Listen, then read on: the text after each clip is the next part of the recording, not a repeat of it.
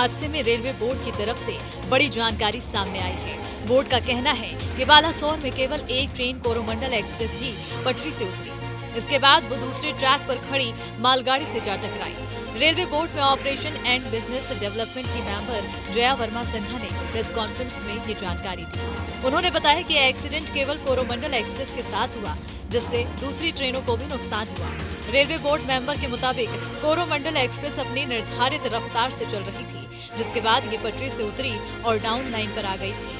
इसके बाद ये यशवंतपुर एक्सप्रेस की पिछली 2 बोगियों से टकरा गई। यशवंतपुर एक्सप्रेस अपनी निर्धारित रफ्तार से डाउन लाइन से गुजर रही थी। जया वर्मा सिन्हा ने बताया कि इस रूट पर 130 किलोमीटर प्रति घंटे की रफ्तार से ट्रेन गुजर सकती है। कोरोमंडल एक्सप्रेस के लिए भी 130 किलोमीटर प्रति घंटे की रफ्तार की अनुमति है। हमारे स्पीडोमीटर रिकॉर्ड के मुताबिक कोरोमंडल एक्सप्रेस 128 किलोमीटर प्रति घंटे की रफ्तार पर थी। हमारे हर एक लोगों में स्पीडोमीटर होता है। उस स्पीडोमीटर का चार्ट, उसकी हिस्ट्री कि वो कितने स्पीड पे, किस किलोमीटर पे, किस सेकंड पे चल रहा था, that comes out, that you can take out. That speedometer graph has been taken out and he was within his speeding limits. He is allowed, ये हाई स्पीड सेक्शन है, 130 kilometre permitted है यहाँ पे। इस train के लिए भी 130 kilometre per hour permitted है। He was at 128 kilometre per hour.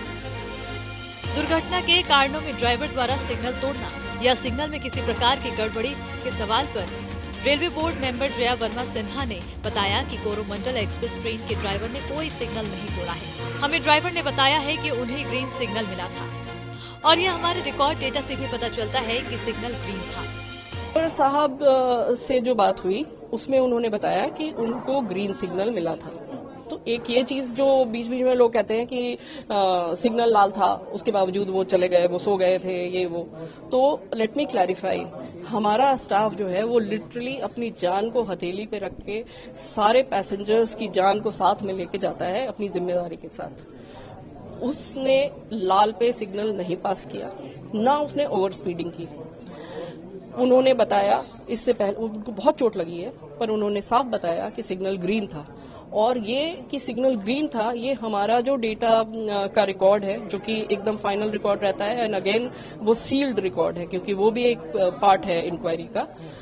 वो रिकॉर्ड भी ये दिखाता है कि सिग्नल ग्रीन था। तो पहली चीज, लाल पे सिग्नल पास नहीं किया। मामले की जांच को लेकर पूछे गए सवाल पर रेलवे बोर्ड मेंबर ने कहा कि कमिश्नर रेलवे सेफ्टी मामले की जांच कर रहे हैं और जब तक जांच पूरी नहीं हो जाती है, हम किसी भी तरह से किसी निष्कर्ष पर नहीं पहुंच सकते हैं, न ही हम सबूतों को सामने ला सकते हैं। उन्होंने बताया कि हम साफ कर रहे हैं कि दुर्घटना सिर्फ कोरोमंडल एक्सप्रेस की हुई है, जो सबको समझने की जरूरत है। ये कहना गलत होगा कि और ज्यादा ट्रेनों के बीच टक्कर हुई है। Yes, court of inquiry is the commissioner of railway safety. They are doing the inquiry. The CRS is there. He is stationed there. He is doing the inquiry. That is the final court of inquiry for us. वो supreme court है हमारा, और उसमें inquiry चल रही है। Prima facie हम सबको पता है कि क्या हो सकता था, क्या हुआ है, प्रोबेबली क्या हुआ है, लेकिन ये एक प्रॉपर इंक्वायरी चल रही है, जो कि एक लीगल प्रोसीजर है। एंड एक सब्जुडिस केस में we are not at a liberty to share the witnesses' comments, the evidence, anything that can influence the inquiry adversely. Jaya Verma ने कहा कि कोरोमंडल एक्सप्रेस ट्रेन बेहद सुरक्षित है और आमतौर पर ये पलटती नहीं है। इस केस में ऐसा हुआ है कि इस स्पीड में जब टकराव का पूरा इम्पैक्ट ट्रेन पर आया, तो दुनिया में ऐसी कोई टेक्नोलॉजी नहीं है जो इसके इम्पैक्ट को रोक सके। आयरन से भरी हुई मालगाड़ी की सेंटर ऑफ ग्रेविटी और उसके भार के चलते इम्पैक्ट पैसेंजर ट्रेन पर आया। मालगाड़ी अपनी जगह से बिल्कुल नहीं हिली। बता दें कि शुक्रवार को बालासोर में हुई ट्रेन दुर्घटना में करीब 300 लोगों के मारे जाने की खबर है।